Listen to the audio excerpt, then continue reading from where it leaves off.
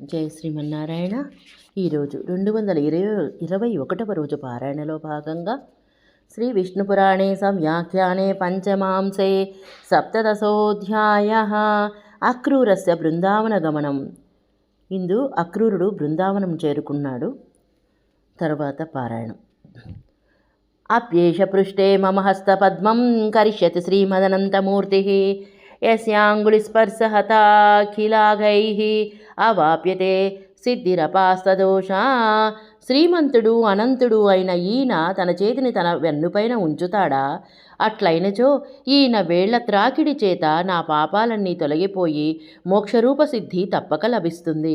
విష్ణు చిత్తీయ వ్యాఖ్య భగవత్పాణి పద్మస్య శుద్ధి శౌర్యాధార్యాణ్యాః అప్యేష ఇత్యాది శ్లోకత్రయేణ అప్యేష ఇతి శ్రీమదితి హస్తం పద్మ విశేషణం యస్యేతి జాతస్యేవ నిర్దేశః అనాసదోషానాసదోషాభ్యాం హీనానాసదోషేతి చ పాఠః.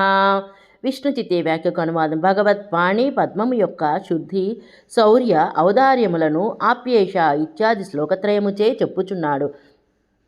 అప్యేష ఇతి శ్రీమత్ అనునది హస్తపద్మ విశేషణము. యస్య అనునది ఆ హస్తమునకే నిర్దేశము. అనాసదోష అను పాఠములో అనాసదోషములతో హీనమైనది. అనాసదోష అనునది పాఠము. అపాస్తదోష అనునది మూలపాఠము. ఏనాగ్నివిద్యుర్ద్రావి రశ్మిమాలాకరాళమత్యుగ్రమపాస్య చక్రం చక్రం ఘ్నత దైత్యపతేర్హృతాని దైత్యాంగనానాం నయనాంజనాని. ఈ హస్తము అగ్ని, విద్యుత్, రవి, రశ్మిమాలలతో కరాళమైన అత్యుగ్రమైన దైత్యపతుల సమూహమును నశింపచే చక్రమును ధరించి దైత్య స్త్రీల కాటుక కన్నులను హరించినది. విష్ణు చిత్తీయ వ్యాఖ్యే ఏనేతి చక్రం బలం ఆపేత చక్రమితి క్రియా విశేషణం అపాస్య చక్రమితి చ పాఠః. విష్ణు చిత్తీయ వ్యాఖ్యకు అనువాదం. ఏన అని చక్రం అనగా బలము, అపేత చక్రం అనది క్రియా విశేషణం, అపాస్య చక్రం అని కూడా పాఠము. యత్రాంబు విన్యస్య బలిర్మనోజ్ఞానవాప భోగాన్ వసుధాతలస్తా తదామరత్వం త్రిదశాధిపత్యం మన్వంతరం పూర్ణమపేత శత్రుః.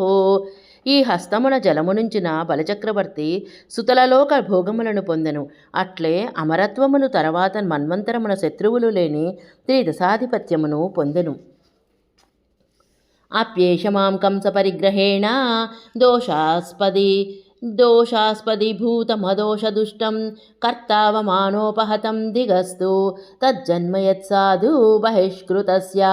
ఇతడు నన్ను కంసుడు పరిగ్రహించినందున దోషములకు ఆస్పదుడైన వానిని అవమానము చేత ఉపహతుని దోషములు లేని వానిగా చేయున సాధు బహిష్కృతమైన జన్మ వ్యర్థము కదా. విష్ణు చిత్తీయ వ్యాఖ్య ఆప్యేష ఇతి అదోషదుష్టం మాం కంస పరిగ్రహేణ దోషాస్పదీభూతమపి కర్త కరిష్యతి త్యన్వయః అవమానేత్యాది వాక్యాంతరం. విష్ణు చిత్తీయ వ్యాఖ్యకు అనువాదం. ఆప్యేష అని అదోషదుష్టుడనైన నన్ను కంసుడు పరిగ్రహించుట చేత దోషములకు ఆస్పదుని చేయునా అని అన్వయము. అవమానోపహతం అననిది వాక్యాంతరము. జ్ఞానాత్మకస్యామలా సత్వరాసేః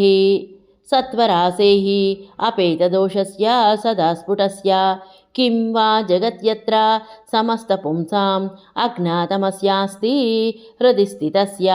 ఆ మహానుభావుడు జ్ఞానస్వరూపుడు, పరిశుద్ధ సత్వరాశి, ఏ దోషములు లేనివాడు, నిరంతరము పరిస్ఫుటుడు. అటువంటి వానికి ఈ జగత్తులో సకల పురుషుల హృదయములోనున్నది తెలియనిదేమున్నది. విష్ణు చిత్తీయ వ్యాఖ్య భగవాన్ సర్వజ్ఞాత్మానం నిరాగసం జ్ఞాత్వా స్వీకరిష్యతీత్యాహ. జ్ఞానాత్మకస్యేతి జీవస్య జ్ఞానాత్మకత్వేపి రజస్తమో మూలరాగాదిదోషాతిరోహితస్వరూపత్వాత్ తతో భగవంతం న్యావర్తయతి. అమలసత్వేత్యాది నా సదా స్ఫుటస్య అతిరోహితస్వరూపస్య. విష్ణు చిత్తీయ వ్యాఖ్యకు అనువాదం. భగవంతుడు సర్వజ్ఞుడు కావున నన్ను నిర్దోషణునిగా తెలుసుకుని స్వీకరించును అనుచున్నాడు. జ్ఞానాత్మకస్య అని జీవుడు జ్ఞానస్వరూపుడైనను రజస్తమో గుణమూల రాగాది దోషములచే స్వరూపము తిరోహితమగును. ఆ జీవుని కంటే భగవంతుడు విలక్షుడు అని చెప్పుచున్నాడు. అమల సత్వ ఇత్యాదిన సదా స్ఫుటస్య తిరోహితము కాని స్వరూపము కలవాడు. తస్మాదహం భక్తి వినమ్రచేతాః వ్రజామి సర్వేశ్వరమీశ్వరాణం అంశావతారం పురుషోత్తమస్య హ్యనాది మధ్యాంతమజస్య విష్ణు. కావున నేను భక్తితో వంగిన మనసు కలవాడనే ఈశ్వరులకందరికీ సర్వేశ్వరుడైన వారిని సమీపించెదను. పురుషోత్తముని అంశావతారము ఆది మధ్యాంతరములు లేనివాడు అజుడు విష్ణువు యొక్క అంశను చేరెదను. ఇది శ్రీ విష్ణుపురాణే సంవ్యాఖ్యానే శ్రీ విష్ణుచిత్తియే పంచమాంసే సప్తదశోऽధ్యాయः సంపూర్ణం.